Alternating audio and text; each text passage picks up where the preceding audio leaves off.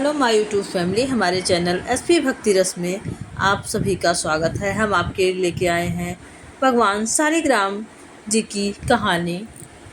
द्वादशी के दिन भगवान शालिग्राम और तुलसी माता का विवाह होता है और एकादशी को भगवान अपनी योग निद्रा से जागते हैं और सबसे पहले माँ तुलसी जी का दर्शन करते हैं। आज हम आपके लिए लेके आए हैं शालिग्राम की कहानी। माँ तुलसी की कहानी मैंने बहुत अपने चैनल पे डाल रखी है, तो आज हम प्रभु शालिग्राम की कहानी लेकर आए हैं। जो भी कहानी सुनता है उसे माँ तुलसी जी की कृपा प्राप्त होती है, विष्णु भगवान की कृपा प्राप्त होती है और विष्णु भगवान की कृपा प्राप्त होती है।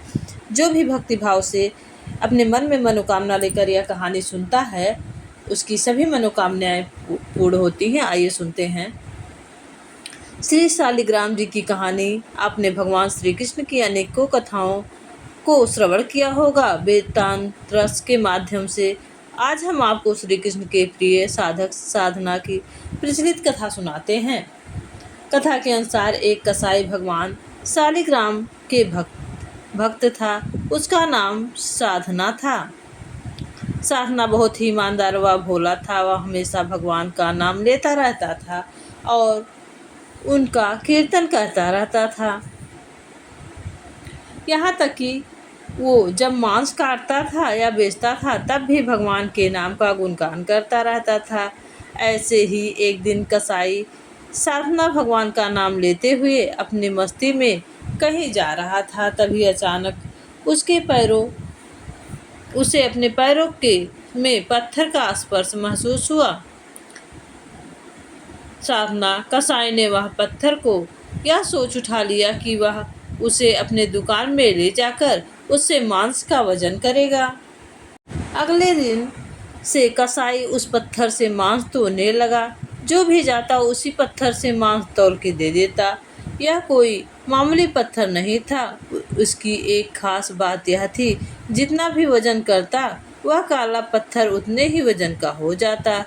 समय के साथ साथ उस काले पत्थर की लोकप्रियता धीरे धीरे पूरे गांव में फैल गई।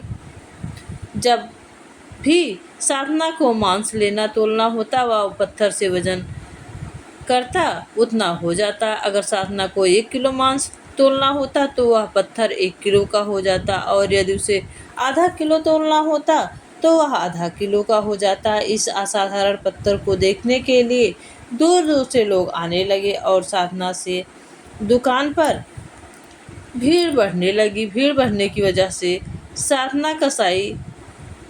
कसाई साधना की मांस की बिक्री बढ़ गई। फिर धीरे धीरे ये बात एक ज्ञानी ब्राह्मण के पास पहुंची, लेकिन ब्राह्मण ऐसी जगह पर जाना तो नहीं चाहता था जहां पर मांस की बिक्री होती हो, लेकिन उस चमत्कारी और असाधारण पत्थर को देखने की जिज्ञासा ने उसको वहां ले जाकर पहुंचा गई। वहां पर पहुंचकर ब्राह्मण दूर से ही साधना कसाई को उस पत्थर से मांस तोलते हुए देख रहा था और उसने देखा कि किस प्रकार से वह पत्थर आवश्यकता के अनुसार अपना वजन परिवर्तित कर लेता है। यह देखकर ब्राह्मण एकदम आश्चर्यचकित हुआ। यह देखकर ब्राह्मण साधना कसाई के पास गया और साधना ब्राह्मण को देखकर बहुत आश्चर्यचकित हुआ और साथ ही साथ साधना बहुत प्रसन्न भी हुआ। फिर साधना ने ब्राह्मण का नर्म भाव से स्वागत किया और ब्राह्मण को बैठने के लिए कहा। फिर साधना ने उस ब्राह्मण से उनके दुकान पर आने का कारण पूछा और ब्राह्मण ने बताया कि वह उस काले पत्थर को देखने आया है। ब्राह्मण ने बताया कि वह कोई मामूली पत्थर नहीं है, वह भगवान शालिग्राम जी हैं। ब्राह्मण क्रोधित होकर कहते हैं कि भगवान शालिग्राम जी को मांस के साथ रखना बहुत बड़ा पाप होता है। वह भक्त बहुत ही सरल और भोले स्वभाव का इंसान था और यह सुनकर उसको लगा कि वो अनजाने में बहुत बड़ी गलती कर रहा है। भक्त ने ब्राह्मण से क्षमा मांगते हुए कहा तो ब्राह्मण ने कहा वह शालिग्राम को अपने साथ ले जाएं और उसकी पूजा अर्चना करें। यह कहकर भक्त ने उस पत्थर को उस ज्ञानी को दे दिया। वह ब्राह्मण शालिग्राम जी को बड़े आदर सम्मान के साथ घर लेकर आए। वहाँ पर ये भगवान शालिग्राम जी को स्नान कराया और बड़ी भक्ति भाव से उनकी पूजा पाठ शुरू कर दिया। ऐसे ही कुछ दिन बीत गए।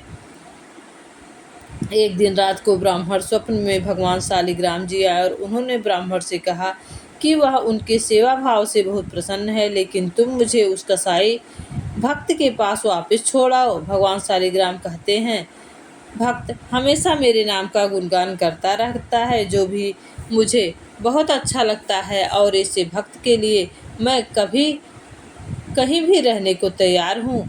आज भक्त कसाई की भक्ति से प्रसन्न होकर साधक साक्षात भगवान शालिग्राम ने भक्त के संग रहने की इच्छा प्रकट की है। अगली ही सुबह भगवान शालिग्राम को साथ लेकर उस कसाई भक्त की दुकान पर गया और उन्होंने भक्त को पूरी बात बताई और भगवान शालिग्राम को भक्त को सौंप दिया। यह बात सुनकर भक्त बहुत प्रसन्न होता है और मन ही मन वचन लेता है कि अब से वह मांस नहीं बेचेगा और वह अपना अधिक से अधिक समय भगवान का नाम लेने में, कीर्तन करने में गुजारेगा। ये थी भगवान शालिग्राम की कथा।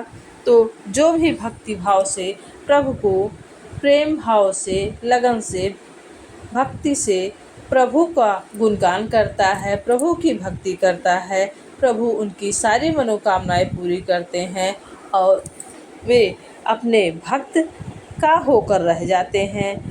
प्रभु शालिग्राम की जो भी सेवा करता है भक्ति भाव से और भोग लगाता है, नहलाता है, फूल अर्पित करता है, पूजा अर्चना करता है, तो प्रभु उसकी सभी मनोकामनाएं पूरी करते हैं और उसे अपने चरणों में जगह देते हैं और संग संग हर सुख दुख में प्रभु उसके साथ रहते हैं। तो ये थी प्रभु शालिग्राम की छोटी सी कथा आपको अच्छी लगी हो तो प्लीज़ चैनल को लाइक शेयर सब्सक्राइब करिएगा और कमेंट बॉक्स में कमेंट करना ना भूलिएगा। आप सभी को देव उठनी एकादशी की ढेर सारी शुभकामनाएं।